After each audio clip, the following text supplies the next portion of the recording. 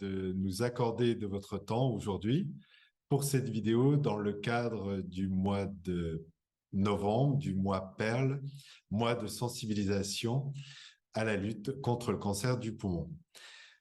Alors, je vous laisse vous présenter et nous présenter votre projet. Merci, je m'appelle Grégory Lista, je suis le cofondateur de Acuity. C'est une start-up qui opère dans le domaine de la santé digitale. D'accord, très bien. Est-ce que vous pouvez un peu nous expliquer d'où vous est venue l'idée de créer cette solution digitale dans le suivi des patients qui sont atteints de cancer du poumon? Oui, alors en fait, en parlant avec des patients et des médecins, on s'est aperçu que la souffrance psychologique associée au cancer était très importante. Mhm. Ça concerne plus d'un patient sur deux, qu'on parle de dépression ou d'anxiété. Et cette souffrance psychologique, elle a des conséquences sur la prise en charge de la maladie, par exemple dans la communication entre l'équipe soignante et le patient, et plus généralement, elle a des conséquences très importantes sur la vie du patient. Donc on a fait ce constat, et en parallèle, il y a des travaux de recherche qui ont montré que la voix peut contenir des informations sur ces symptômes de souffrance psychologique. Et l'énorme avantage de la voix, c'est qu'elle est très facile à capter. Et donc ça, c'est particulièrement utile quand le patient est loin du médecin, par exemple quand il est chez lui. Donc en fait, ce qu'on fait, nous, chez Acuity, c'est qu'on développe une solution de suivi à distance pour ces patients atteints de cancer qui ont une souffrance psychologique. Et la particularité de notre solution, c'est donc justement qu'elle utilise la voix et donc qu'elle demande très peu de temps et d'effort au patient.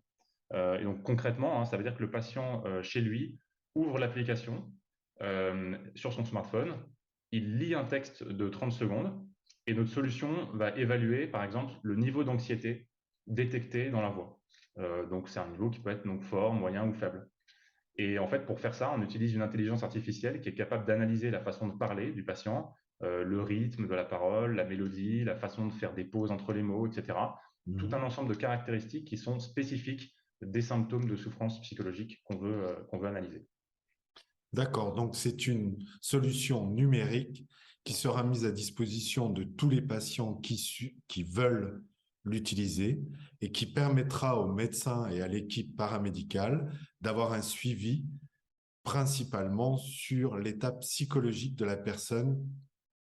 C'est bien ça, la Exactement, c'est tout à solution fait que ça. vous proposez. Absolument. D'accord. Merci, c'est un projet novateur et très intéressant. Et de où vient cette idée? Quel a été le phénomène déclencheur, je vais dire, ou l'idée de génie pour ce projet?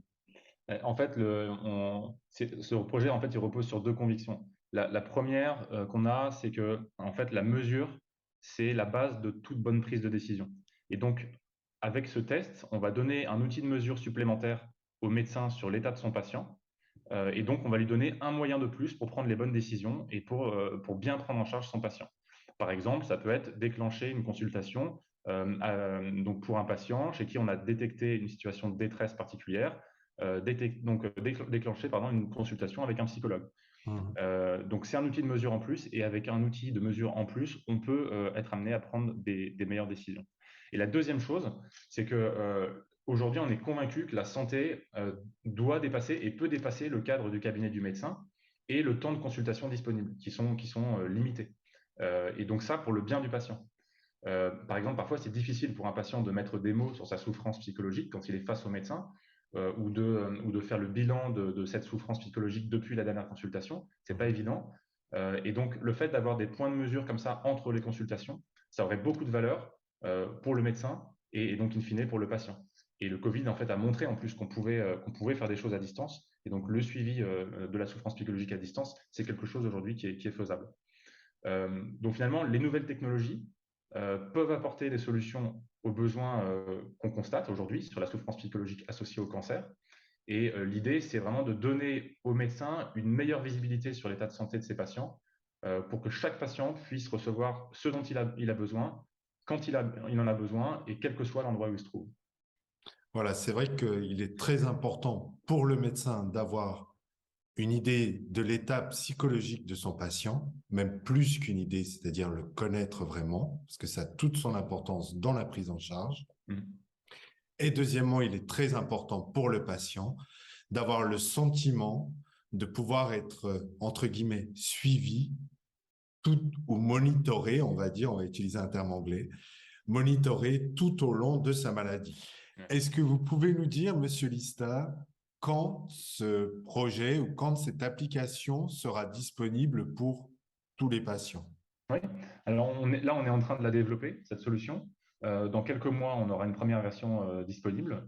Cette version-là, elle sera utilisée par des patients, mais uniquement dans le cadre d'essais cliniques.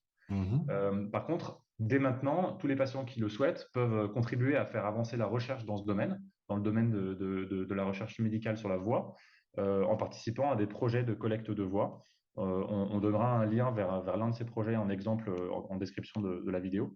Et donc ça contribue à faire avancer la recherche globale sur ce domaine.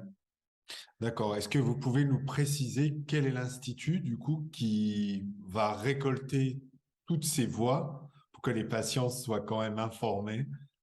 Oui, l'exemple qu'on va donner, c'est un projet de collecte de voix qui est mené par l'Institut de recherche du Luxembourg, qui collecte des voix dans le monde entier sur différentes pathologies d'ailleurs, et donc qui cherche à développer ensuite donc ce qu'on appelle des biomarqueurs, donc des caractéristiques spécifiques de maladies qu'on détecte dans la voix de ces patients. Voilà. D'accord.